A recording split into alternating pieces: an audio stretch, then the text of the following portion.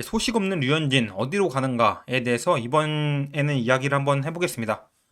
토론토와 류현진 우선 계약했었죠. 류현진 선수는 2019년에 토론토와 FA 계약을 했었습니다. 그때 계약 금액은 4년 8천만 달러로 연간 2천만 달러 정도의 계약 금액이었는데요. 지금은 투수 입장에서 2천만 달러 이러면은 별거 아닌 금액인 것 같은데 당시에 2천만 달러는 꽤나 큰 금액이었습니다. 계약 기간은 2020년에서 2023년까지 작년에 계약이 만료가 되었습니다. 이제 4년 8천만 달러라는 큰 금액을 맺게 된 이유가 있었죠. 아시다시피 좋은 계약을 맺은 배경에는 류현진 선수의 사이 영상 단독 2위가 있었습니다. 2019년의 성적표를 보시면 29게임에 14승 5패, 182.2이닝, 9이닝당 삼진 개수는 8.3개였고 9이닝당 볼넷 개수가 진짜 정말로 미친 수준이죠. 1.18개. 이따가도 보실 건데 커리어 내내 좀 좋은 수준이었습니다. 그리고 ERA는 2.23개였고요. 그다음에 FIP는 3.10개, WAR은 4.9개였습니다. 커리어 하이 시즌을 찍고 토론토가 눈이 그냥 바짝 뒤집혀가지고 류현진 선수와 바로 계약을 했었죠. 당시 그런 말도 있었어요. 류현진 선수하고 장기 계약을 맺으면 안 된다. 부상 이슈가 있다. 2천만 달러는 좀 심할 수 있다. 좋은 조건으로 보라스는 계약을 따냈죠. 토론토에서 성적을 4년 동안 어떤 성적을 냈는지를 좀 봐야겠죠. 2020년에는 33살의 나이였는데 67이닝을 던졌어요. 근데 이때 알다시피 2020년은 코로나 단축 시즌이었기 때문에 그렇게 문제가 되진 않았습니다.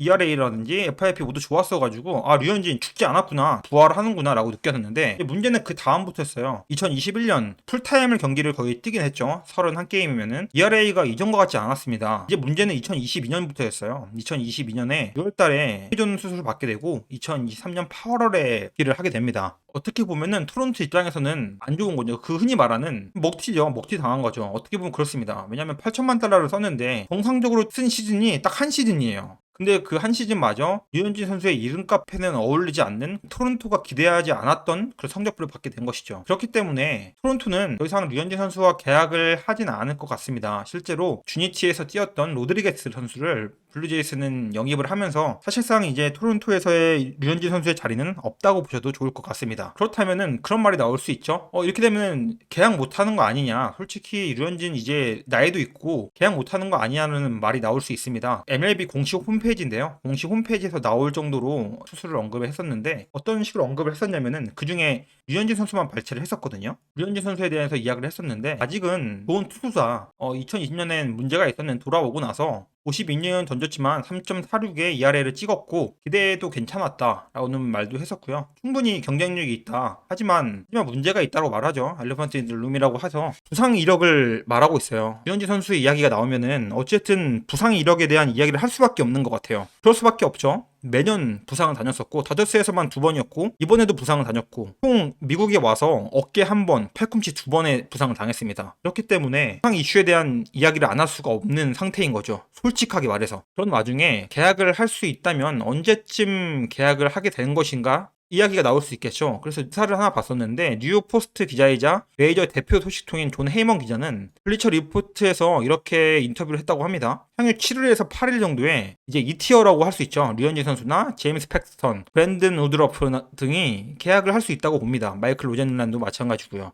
2월을까지 넘기진 않을 것 같고요. 1월 말쯤 되면은 다 계약을 할 수 있을 거라고 전망을 하기도 합니다. 헤이먼은 이걸 얘기를 하면서 팀을 몇 개를 뽑았어요. 뽑은 팀은 샌디에고, 볼티모어, 피츠버그, 보스턴 레드삭스, 워싱턴 내셔널스, 시애틀 매너리너스를 뽑았습니다. 이렇게 뽑았기 때문에 류현진 선수가 한국으로 당장 돌아올 수 있는 일은 없는 것 같아요. 1년 내지는 2년 동안은 미국에 더 있지 않을까 싶은 생각이 들긴 합니다. 나이가 있어서 하나에서 은퇴한다고는 했었는데 정말 길면 2년이고요. 그래도 적어도 1년 정도는 도전을 해보고 가지 않을까? KBO로 돌아오지 않을까? 라는 생각이 들긴 합니다. 추가적으로 드릴 말씀은 MLB 팀하고 계약을 할 때 고려해야 하는 점이 있겠죠. 사실 류현진 선수는 이제 MLB에서 1, 2 선발을 할 수 있는 깜냥은 안 됩니다. 커리어 하이 시즌에도 를 제외하고서는 한 번도 1, 2 선발을 역할을 하진 않았지만 이젠 정말로 4, 5 선발이 끝이지 않을까 생각이 들기도 하죠. 두 번째 고려해야 할 점은 또다시 부상당할 수 있지 않나라는 점을 그 계약하는 팀에서는 고려를 할 수밖에 없을 겁니다. 세 번째는 이제 38살이거든요. 이 나이가 만만치 않습니다. 이거를 고려할 수밖에 없을 거예요. 그리고 평균 구속이 이제 역대 최저를 예상할 겁니다. 아까도 말씀드렸다시피 어깨 부상 1번 하고 팔꿈치 부상 2번 다녔기 때문에 더 더 이상 구속이 90마일 정도가 안 될 것 같습니다. 한 88마일에서 89마일 정도가 예상이 될 것 같은데, 그 정도는 류현진 선수의 커리어 내내 이만큼 낮았던 페스티벌 구속은 없었습니다. 그래서 그 부분을 분명히 고려를 할 거고요. MLB팀은 바보가 아니기 때문에 고려를 할 겁니다. 그렇게 종합적으로 봤을 땐 나이가 많은 것은 충분히 고려할 만하고 부상 관리를 해줘야 하는 투수라는 점이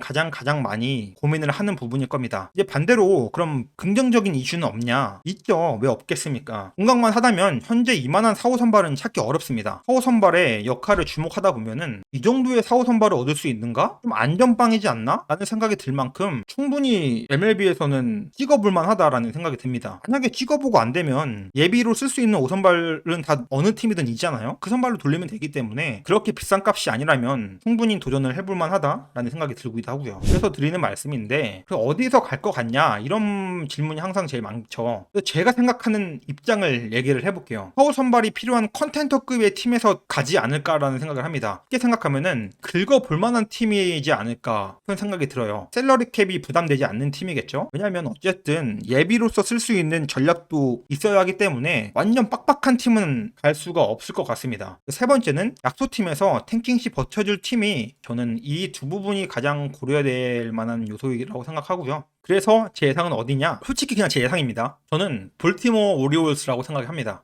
그리고 이건 좀 팬심이 있는 것 같아요. 가면 딱이다 싶은 생각이 너무나도 들거든요. 류현진 선수 MLB 왔는데 우승권 도전 한번 해봐야 되지 않나? 약간 이런 생각도 들기도 하고요.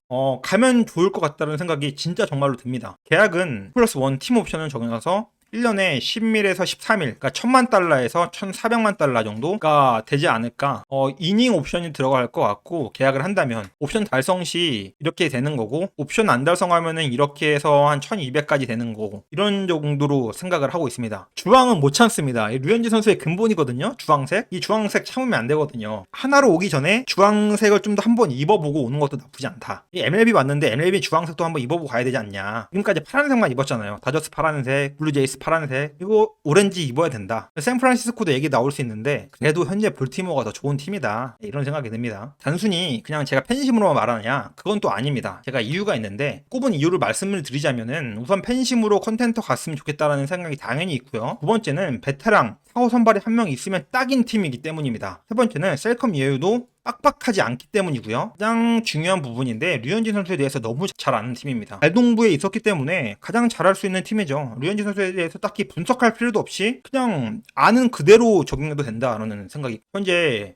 이제 2024년도 볼티모어 예상 선발진이라고 보시면 됩니다. 1선발 카일 브래디시고요. 진짜 잘합니다. 진짜로. 정말 좋은 투수입니다. 차기 사이 영상 수준이라고 생각해야 되나? 저는 그렇게 봅니다. 제끼고 로드리게스죠. 아주 밀어두는 유망주입니다. 유망주 오브 유망주죠. 3선발부터인데요. 존민, 해머, 어빙 3명이 있어요. 근데 사실 어빙 같은 경우는 보여준 게 없습니다. 작년에 나오는데 없어요. 선수도 없어요. 사실 선발 투수도 아니었고요. 그래서 크레머 선수가 있는데 크레머 선수도 4점대거든요. 비벼볼만 해요. 그렇게 빡빡한 팀은 아니에요. 2선발까지만 확실하고 3선발부터는 그렇게 빡빡한 팀은 아니다. 볼티모어는 우승권을 도전하는 팀이다. 그렇기 때문에 어려요. 심지어 27, 24 어린 건 아닌가? 30 28, 30. 이 베테랑 류현진 선수가 와서 여기를 찍어준다? 이들에게 도움을 준다? 약간 체인지업을 가르쳐준다? 퍼페스트볼을 가르쳐줄 수 있다? 이런 것만으로도 충분히 가치가 있지 않나? 약간 이런 생각이 듭니다. 혹시 여기서 존 선수나 어빙 선수가 미끄러질 때 류현진 선수가 들어가면 된다. 너무 딱이지 않나요? 저만의 의견이 아닐 겁니다, 이거는. 볼티모어에서도 똑같이 생각을 하는 사람이 있을 거다. 저는 오퍼 넣을 수도 있었다고 생각합니다. 제가 생각하기에는 볼티모어에서 오퍼를 넣었는데 격대가 맞지 않았다. 보라스가 좀 한번 튕겼다. 이렇게 보고 있습니다. 류현진 선수가 이렇게 말할 수도 있을 것 같아요. 만약에 그러면은 정말 류현진 선수가 이 사람들에 비해서 경쟁력이 있는가? 이렇게 생각하면 이 딘 크레모아에 비해서 경쟁력이 있는가? 라는 생각이 들 수도 있는데 이걸 잠깐 이제 보실게요. 이제 류현진 선수의 이제 서먼트를 좀 보려고 해요. 보다시피 페스트볼 벨로시티죠. 88.3마일로 리그 최저였습니다. 이 선수보다 낮았던 선수는 하위 2%예요. 하위 2%. 좋지 않았죠. 근데 ERA는 3.85. 나쁘지 않았습니다. 이 이유가 있죠. 볼넷 비율도 좋았고 삼진율도 낮았는데 허스윙률도 낮았고, 근데 아시다시피 류현진 선수의 장점은 삼진에도 있지 않고 구속에도 있지 않죠. 류현진 선수는 컨트롤로서 선수들의 타이밍을 빼앗고 수비수로에게 그 타구를 보낼 수 있는 투수이기 때문에 그런 장점이 있는 선수죠. 그래서 항상 류현진 선수를 볼 때 이 그라운드 볼을 봐야 됩니다. 그라운드 볼이 71% 나쁘지 않죠. 46%로 나쁘지 않는 수준이었기 때문에 충분히 경쟁력이 있다. 그리고 부상 복귀한 시즌이었기 때문에 더 낮았던 걸 수도 있다. 더 구속이 증가하고 삼진율도 더 올라갈 수 있다라고 생각했을 때 지금보다 나쁘진 않지 않을까라는 생각이 들기도 합니다. 여기를 보시면은 포심 페스티벌이 극단적으로 두 개 나눠요. 이거는 의도해서 던지는 거거든요. 이렇게까지 의도해서 던질 수 있는 선수가 거의 없습니다. 체인지업도 마찬가지고 포심 페스티벌 여기다 던질 때 체인지업 여기다 던질 수 있는 투수, 그 다음에 컷 페스티벌도 똑같이 던질 수 있는 투수. 아 진짜 예술이지 않나요? 체인지업 걸치게 던지는 거, 이거 싱커 여기 던지는 거 보시면은 진짜로 제구력이 말도 안 되게 자기가 원하는 로케이션에 정확한 컨트롤로 던질 수 있는 투수는 많지 않아요. 컷 페스티벌이 이렇게 난잡하게 던지는 이유는 이건 정말로 그 배팅을 소환하기 위해서 던지는 거고,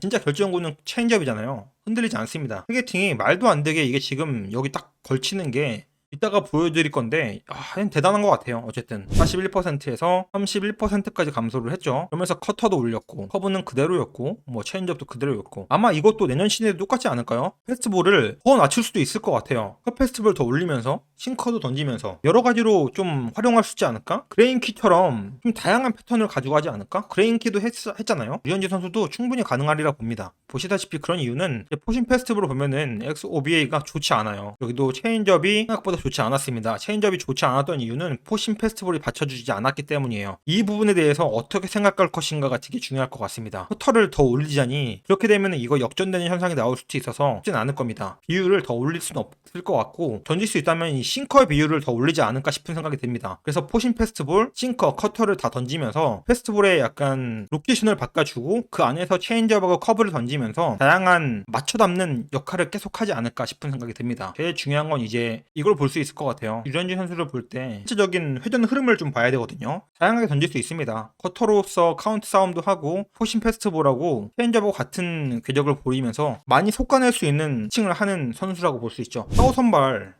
요구하는 팀이면은 이 정도 선발 찾기 어렵습니다. 네, 그래서 커터를 1구종으로 사용하지는 않고요. 제가 생각하기에는 앞으로 류현진 선수에겐 1년이 될지 2년이 될지 모르겠지만 1구종이라는 개념 자체가 없을 겁니다. 다 비슷하게 던질 것 같아요. 퍼페스트볼, 패스트볼, 싱커, 커브, 뭐 슬라이더 다시 던질 수 있으면 슬라이더, 체인지업 다 비슷한 구사율을 보여주면서 정말로 말 그대로 팔색조 같은 모습을 보이지 않을까? 그런 생각이 듭니다. 그렇게 할 수 있는 투수이기도 하고요. 보여드렸던 것처럼 반대 투구에 대한 개념을 좀 해결할 겁니다. 그리고 나서 다양한 레퍼토리를 가지고 있으면 더 문제가 쉽게 해결되지 않을까 라는 생각이 듭니다. 그래서 제 예상을 이제 말씀을 드려야겠죠. 볼티모어를 간다고 봤을 때 이 크레머 선수 정도 해줄 수 있는가. 볼티모어를 간다고 쳤을 때 류현진 선수가 이 크레머 선수 정도만 해준다면 볼티모어는 정말로 천군만마를 얻는 거거든요.